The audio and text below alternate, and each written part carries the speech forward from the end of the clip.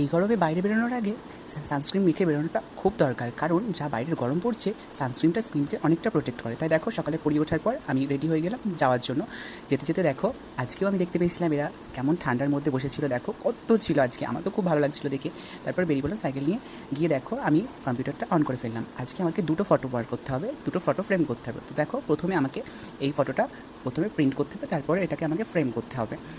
দেখি নাও, এইটা আমাকে ফ্রেম করতে হবে। আজকে তো দুটো ফটো দেখো ফ্রেম করার পর এটা এমন এসেছিলো, দেখো কত সুন্দর লাগছে। তোমাদের কেমন লেগেছে অবশ্যই আমাকে কমেন্ট করে জানিও। তারপরে দেখো আরেকটা ফটো, এটা আমি ল্যামিনেশনের জন্য দিয়ে দিলাম।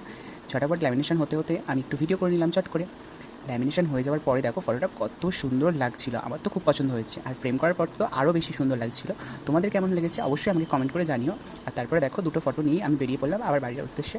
আসার সময় দেখলাম এরা এখানে ছিল, আমার তো দেখে খুব ভালো লাগলো যে ফেরার পথে ওদেরকে দেখতে পেলাম। আজকের ভিডিও এই পর্যন্ত, দেখা হচ্ছে নেক্সট ভিডিওটি। ভালো থেকো, টাটা।